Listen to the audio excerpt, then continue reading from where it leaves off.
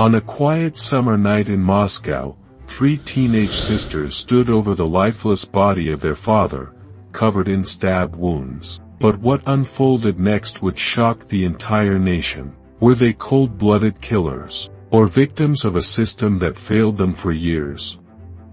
Crimes unfolded. Presents, the Khachaturyan sisters case, victims or killers?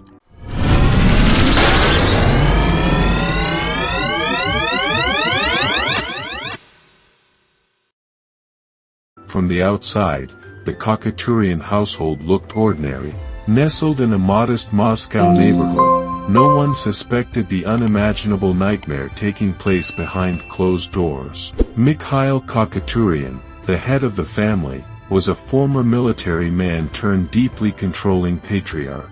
His daughters, Kristina, Angelina, and Maria, lived under a regime of terror.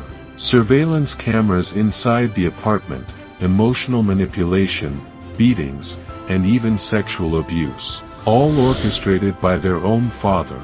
The girls weren't allowed to have phones without permission. They couldn't meet friends. Every move was monitored. But what made it worse was that their pleas for help, to relatives, to neighbors, and even to authorities, went ignored. One relative described the house as a prison, but this prison had no guards, only one tormentor, and 3 helpless inmates. It was July 27, 2018. The 3 sisters waited in silence. Mikhail had just returned home. He had a can of pepper spray and was furious over finding some mess in the house. He sprayed one of the girls in the face. It was the final straw. Later that evening, as he fell asleep in his chair, the girls acted. In a matter of seconds, they attacked with a hammer, a knife, and the same pepper spray he had once used on them. By the time it was over, Mikhail lay lifeless. They didn't run. They didn't hide. They called the police themselves. "We killed our father," one of them said over the phone. It wasn't a murder covered up. It was a desperate cry for help. Only now, someone was finally listening. At first, authorities saw it as a straightforward case. 3 girls killed their father, open and shut. But as investigators dug deeper, the horror of their daily lives began to surface. Diaries, text messages, and medical records painted a picture of sustained abuse, physical, emotional, and sexual. Even their mother, who had long separated from Mikhail, described him as a monster. He reportedly kept knives in every room to threaten the girls. He told them he would kill them if they ever spoke out. One neighbor said, "You could hear them screaming, but no one wanted to get involved." Despite the mountain of evidence, Russian prosecutors did something shocking. They charged the girls with premeditated murder. The country erupted. Protests broke out in Moscow and beyond. Women's rights activists and human rights groups accused the justice system of punishing the victims. Social media campaigns under hashtags like #FreeKhachaturyanSisters gained momentum. Thousands signed petitions. Even celebrities weighed in, calling for justice, not punishment, for the girls.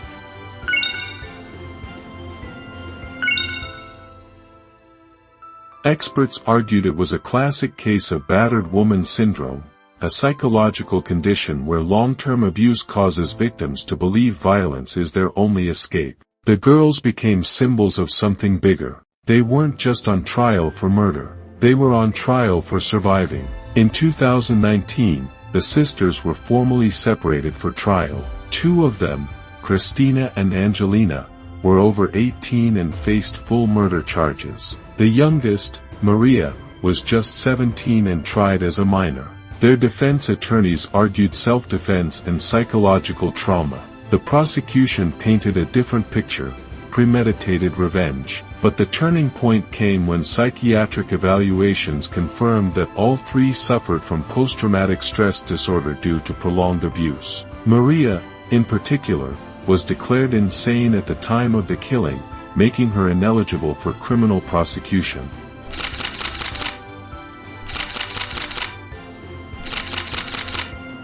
By 2020, the case took a stunning twist. Charges against Maria were dropped. The other 2 sisters faced a different outcome, suspended sentences, meaning they wouldn't serve time behind bars. Justice, in some form, had been served, but the scars remained.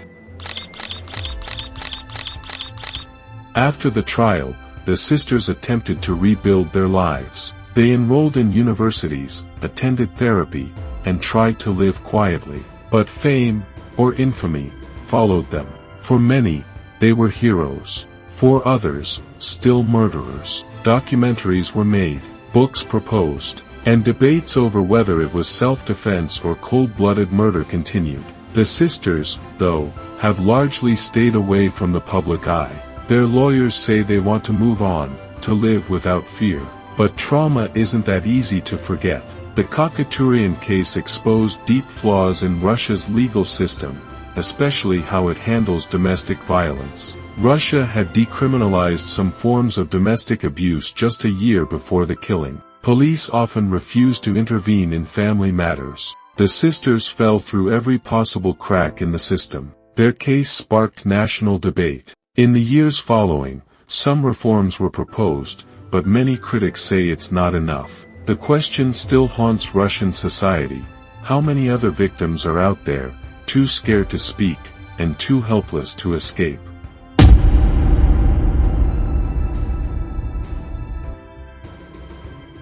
Three sisters, one dead father, a nation forced to confront its silence. Was it justice, or just survival?